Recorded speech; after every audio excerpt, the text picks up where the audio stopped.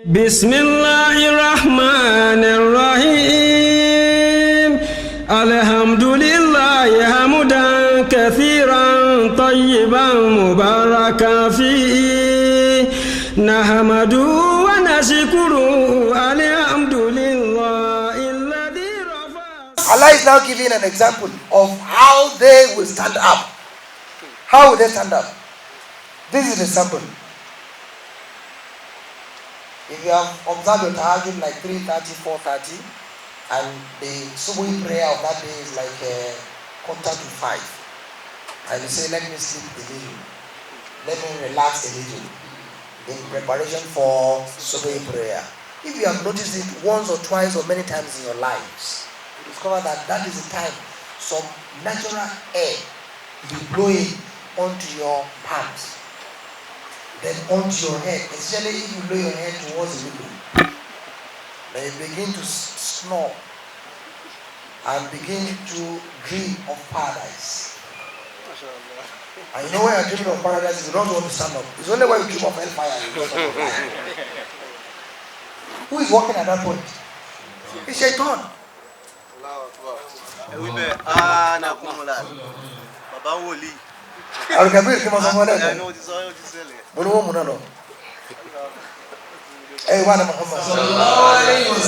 That is time you enjoy your sleep. You will not wake up until when Imam says, Assalamu alaikum wa rahmatullah. Assalamu alaikum wa rahmatullah.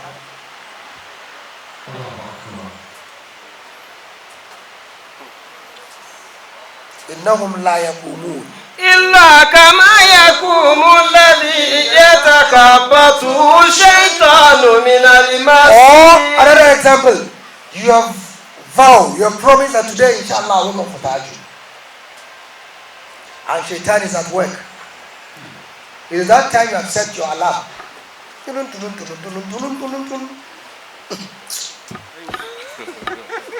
Again, another after 5 minutes.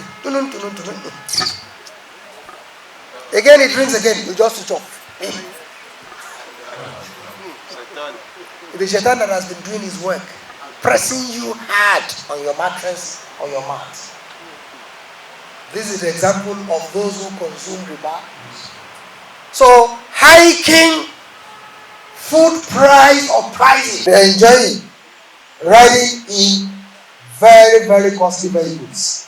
On that day, when you and I, as poor persons, poor and indigent persons, will stand up faster and rise up to march forward to the assembly of Allah, they are still struggling how to stand up.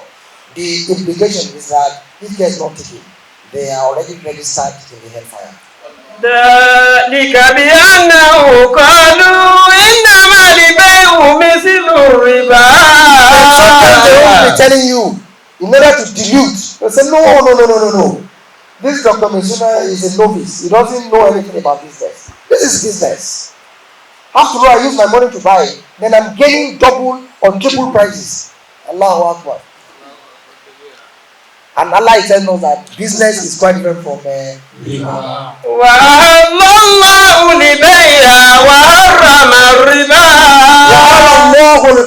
Allah has made legal selling and buying, so long do not include anything that is illegal.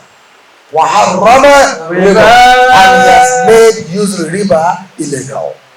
فَمَنْ جَاءَهُ مَوْعِظَةٌ مِنْ رَبِّهِ فَانْتَهَى.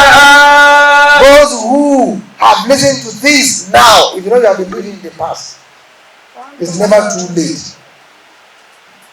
And when I say it's never too late, what do we mean? Refrain and put a final stop to it and give it istighfar for the ones you have done. فَلَهُ مَا سَلَفَ وَأَمْرُهُ إِلَى اللَّهِ. Allah will forgive you and your matter then remains. وَمَنْ عَادَ فَأُولَٰئِكَ أَصْحَابُ النَّارِ هُمْ فِيهَا خَالِدُونَ. Look at another conditional clause there. Woman عَادَ. But whoever goes back there and said, I have left this riba, I have left taking of riba for 3-4 months. That is when I become poorer and poorer. You know, Shaitan can do that.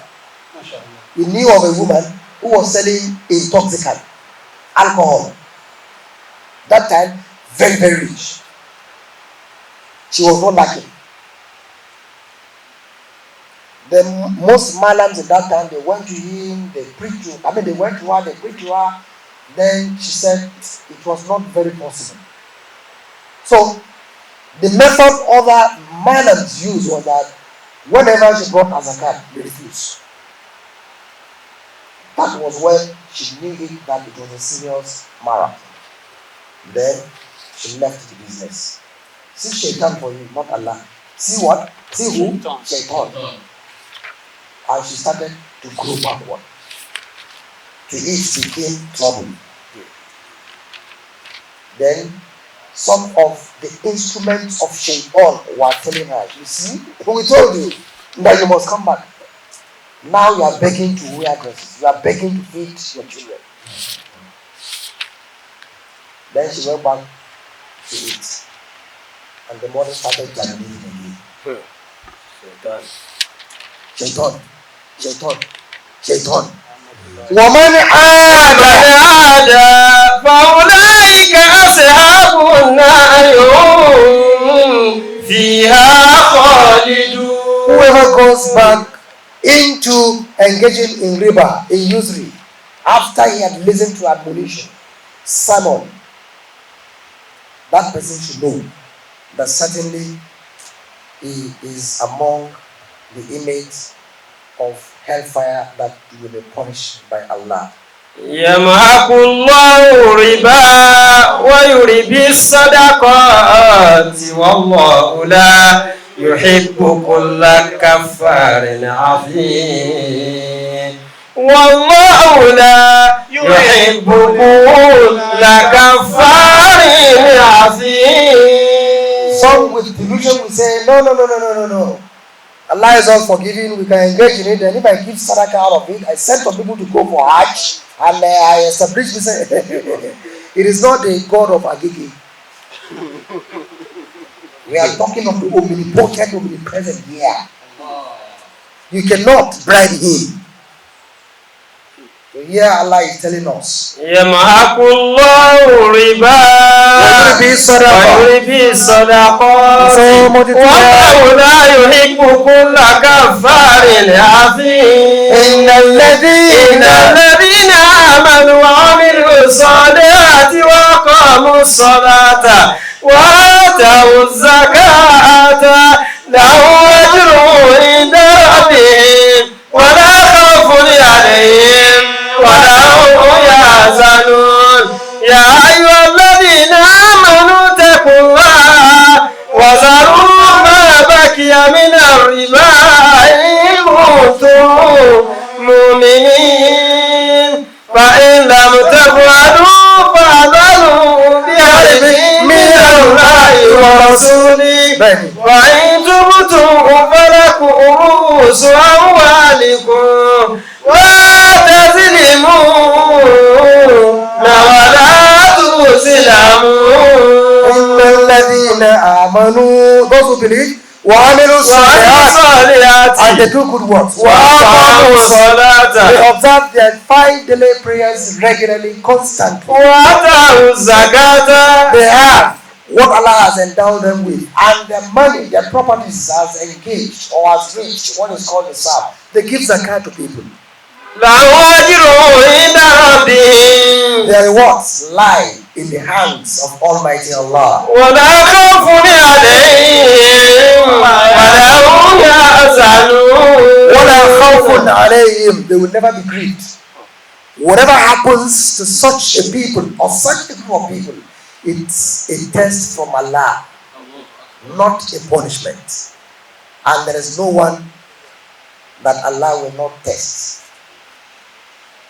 But for those who don't give zakat and their shops or their offices really catch fire, that is a punishment from Allah. But for somebody who has been given zakat and such a thing happens, it is a test from Allah, because no matter how so strong your belief is, Allah must test you. Allah must test me. There's no one Allah will not test. Lahum ajruhum عند ربهم ولا خوف عليهم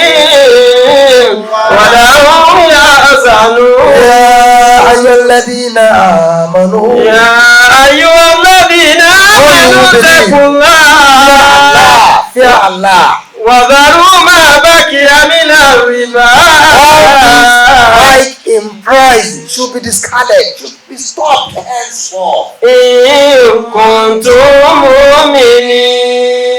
If truly you believe in Allah, what is also as worse as hiking price or essential commodities prices is hoarding. I think hoarding is there at the front book.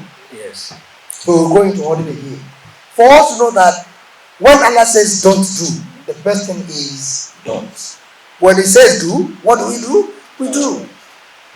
فإن لم تفعلوا Decide. فاعلموا Even after you have listened to sermon or lecture.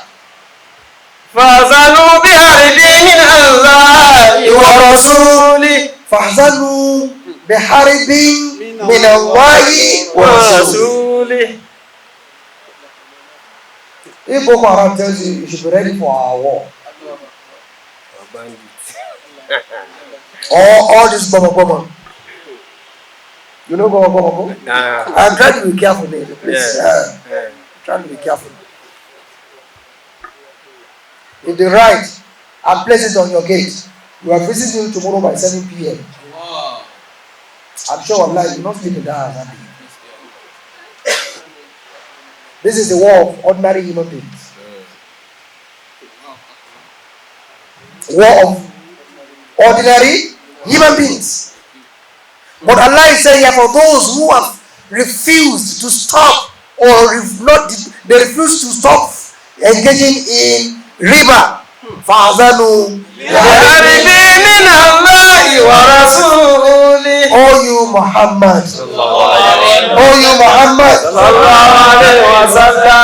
tell all of them, whether they are in Nigeria, Ghana, Togo, Niger, Burkina Faso or America, tell them that they should get ready for war with me. Who are those to war with Allah? If Allah wars those who are ready with war, the war will warn them of the way of the war.